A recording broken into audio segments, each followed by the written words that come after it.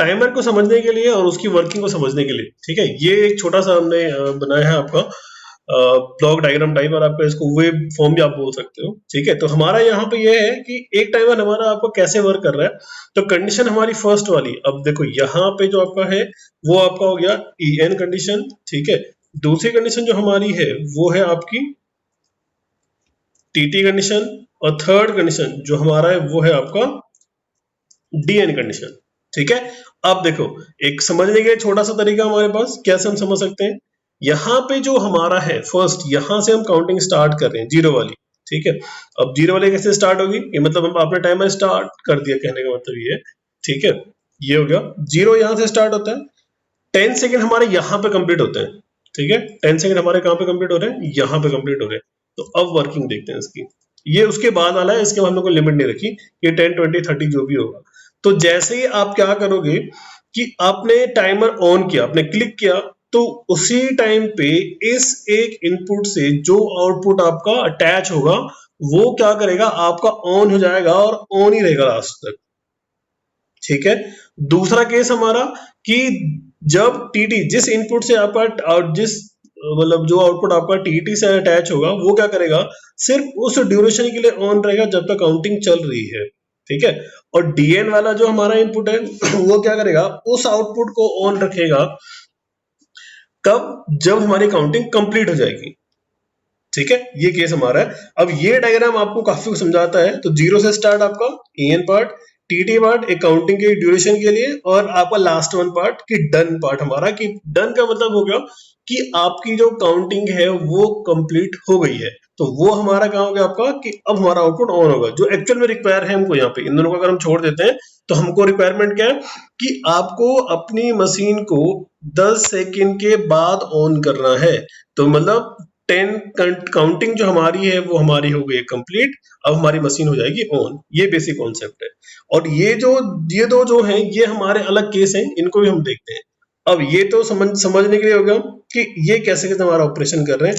अब एक्चुअल में हम यूज कैसे करते हैं वो मैं दिखाता हूँ आपको, ठीक है। तो हम आते हैं इस पे, इसको भी हम डिलीट कर देते हैं। अब हम टाइमर टी ऑन बेसिकली हम काम कर रहे हैं। अब देखो टाइमर के लिए सबसे इंपॉर्टेंट पार्ट यहाँ पे ये है कि हमको अपने टाइमर को एक कंटिन्यू सप्लाई देनी होती है, कि जब आप टाइमर को कंटिन्यू सप्लाई दोगे तो ही वर्क कर पाएगा, ठीक है। ऐसा नहीं कि मतलब आपने एक बटन प्रेस किया और वो थोड़ी देर आपको उस एक ड्यूरेशन के लिए आपको टाइमर का ऑन मिला टाइमर, और उसके बाद वो आपको आउटपुट देगा। पर अगर आपने बटन आपको रिलीज कर दिया, ठीक है, और रिलीज कर दिया और मतलब वेव फॉर्म कंटिन्यू नहीं रही और इनपुट कंटिन्यू नहीं रहा, तो वो उसी टाइम रीसेट हो जाएगा, ठीक है। तो ये हमारे पास है। अब सबसे पहला अगर कंटिन्यू सप्लाई की हम बात करते हैं तो उसके लिए हमारे पास क्या है, सबसे इंपॉर्टेंट पार्ट कौन सा वाला हमारा, वो है आपका कि हमको जो है आपका टाइमर को आपका होल्डिंग सर्किट वाला जो कॉन्सेप्ट आपने याद किया होगा, पहले भी मैंने बताया था आपको, तो उसको हम बनाते हैं। पहला काम होल्डिंग सर्किट, बहुत आसान है, हम पहले से इसको रीड करता है कैसा आपने बनाना है, ठीक है। और कॉन्सेप्ट क्या है इसके बनाने के लिए वो भी हमने देखा है। ये हो गया आपका दूसरा हमारा आ गया यहाँ पे इनपुट पार्ट, और इसको फिल कर लेते हैं हम, ठीक है। इनपुट आउटपुट सिमुलेटर से I0 I1 हमने लगा दिया, I2 से हम स्टॉप करेंगे। बाइनरी हमारी होगी आपकी B3:0/0, ये हमारा एड्रेस हो गया। ये कॉपी हम यहाँ पे कर देते हैं और ये कॉपी हमारा यहाँ पे हो गया, ठीक है। अब आउटपुट जहां हम पहले आउटपुट लगा रहे थे वहां पे जो है हम टाइमर का एड्रेस रखते हैं, टाइमर को रखते हैं बेसिकली। मतलब ये T1 हमारा हो गया, टाइमर हमारा कौन सा चलेगा आपका T4:0, क्योंकि पहला टाइमर हमारा है, ठीक है। उसके बाद देखो अभी यहाँ पे आपका 200 पहले फिल हो गया। आप चाहो इसको डबल क्लिक करना, पहले हमने 200 फिल किया था पिछले उसमें, यहाँ पे चलो इसको 100 पहले देते हैं। 10 सेकंड में हम काउंट कर रहे हैं अभी, ठीक है। फिलिंग हमारी कंप्लीट हो गई, एक्यूमुलेटर 0। अब EN, TT और DN ये कैसे यूज करते हैं, तो यहाँ पे एक आपका इनपुट पार्ट, एक आपका आउटपुट पार्ट हो गया, ठीक है। दूसरा हमारा एक और इनपुट, फिर एक और आउटपुट, एक और इनपुट और एक और आउटपुट, ठीक है। ये टोटल 3 आउटपुट हमारे हो गए। हम इसको एड्रेस कर देते हैं, फर्स्ट ये होगा, सेकंड ये थर्ड, और डबल क्लिक करो इस पे, ये आपका हो गया, इस पे डबल क्लिक करो, ये हमारा हो गया। तो 1 2 3 हमारे बन गए। अब यहाँ पे हम फिल करते हैं। यहाँ पे जो हमारी EN, TT, DN क्या है, इसमें जो सबसे पहला काम है, अब आपको कौन से टाइमर, पहली बात है EN जो है वो एड्रेस हम करते हैं आपका, पहले तो हमारा टाइमर का नंबर, कौन सा टाइमर आप यूज कर रहे हो, ठीक है, उसके बाद फिर en लिखोगे। तो लिखने का तरीका हमारा क्या, आपका टाइमर का एड्रेस, जैसे यहाँ पे आपका कौन सा टाइमर था, T4:0, तो T4:0 का en हम कैसे लेंगे, T4:0/en, इसका tt कैसे लेंगे हम, t, ठीक है, यहाँ पे मैं en डिनोट कर देता हूँ, यहाँ पे tt और यहाँ पर dn, ठीक है। तो इसका tt कैसे लेंगे, T4:0/tt, इसका T4:0/dn, ठीक है, ये बात। दूसरा, अगर हम टाइमर T4:1 यूज कर रहे हैं, ठीक है, तो कैसे करेंगे उसको, सिर्फ यहाँ पे 1 हो जाएगा, बाकी सेम रहेगा आपका।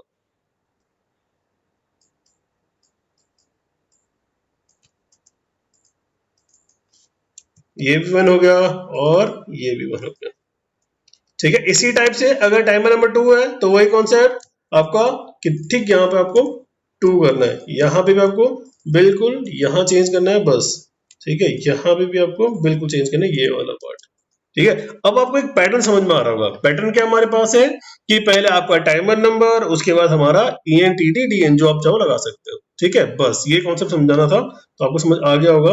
अब आते हैं आपके टाइमर पार्ट पे। तो यहाँ पे हम एड्रेस जो है वो 2 तरीके से ला सकते हैं। पहला काम हमारा कि आप खुद इसमें राइट कर दो, तो T4: डबल क्लिक, ठीक है, T4:0/en,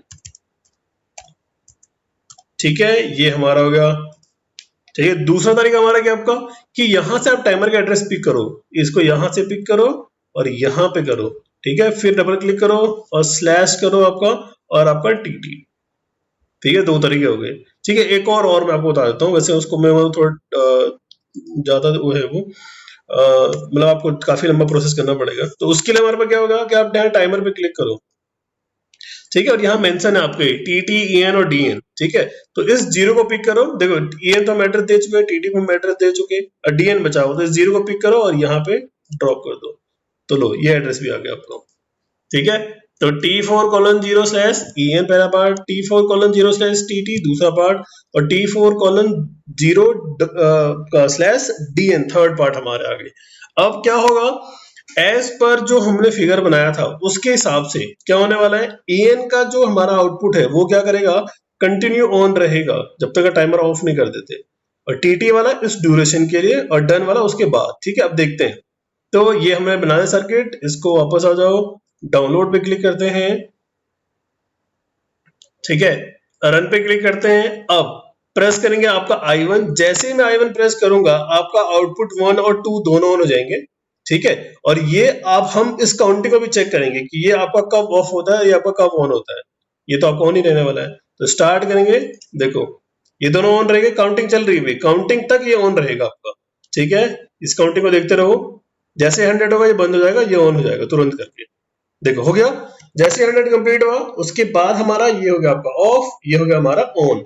अब फर्स्ट आपका अभी भी ऑन है, अब दोनों ऑफ कब होंगे, हमारे कंडीशन ऑफ करने के लिए ये है कि अब क्या करो, जैसे ही जो है वो हम आपका रीसेट बटन मतलब आपका ऑफ बटन प्रेस करेंगे, I2 जिसको हमने नाम दिया अभी, तो उसी टाइम प्रेस करते क्या होगा, एक्यूमुलेटर आपका 0 हो जाएगा, ठीक है। यहाँ पे ध्यान देना, एक्यूमुलेटर अगर 0 हो गया तो ये अपने आप ही रीसेट हो जाएंगे, इनको आपको ऑफ करने की जरूरत अभी नहीं है, ठीक है। तो देखो I2 प्रेस करता हूँ, एक्यूमुलेटर 0 और सारे आपके ऑफ हो गए, दोबारा ऑन करना है, फिर से बटन प्रेस करो, आपके ऑन हो जाएंगे, ठीक है। अगर आप बीच में भी प्रेस कर दोगे तो वो आपका रीसेट फिर से हो जाएगा, ठीक है। देखो चल रहा आपका, ये काउंटिंग चल रही है, ये आपका आउटपुट हमारे इनिशियली भी ऑन है और आपका थर्ड आउटपुट जो है आपका वो काउंटिंग के बाद ऑन होगा। आपको ऑफ करना है तो आप बटन प्रेस करो, 2 वाला रीसेट हो जाएगा।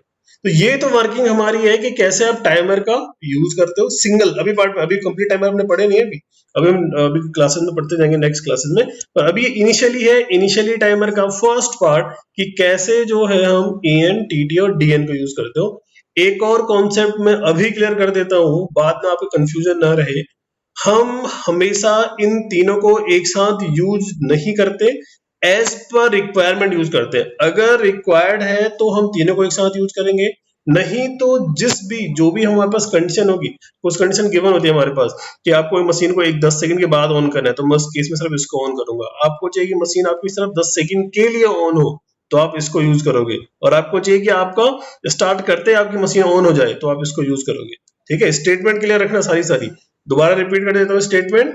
अगर आपको मशीन को एक पर्टिकुलर टाइम के बाद ऑन करना है, हमारा आपका रिक्वायरमेंट ये है कि हम चाहते हैं कि आपकी जो मशीन है वो 20 सेकंड के बाद ऑन हो, तो हम यूज करेंगे वहां पे डीएन कंडीशन। हमारी रिक्वायरमेंट है कि हम एक पर्टिकुलर टाइम के लिए, हम चाहिए कि सिर्फ 20 सेकंड के लिए हमारा मशीन ऑन हो। ठीक है, सिर्फ 20 सेकंड के लिए, तो उस टाइम हम यूज करेंगे टीटी।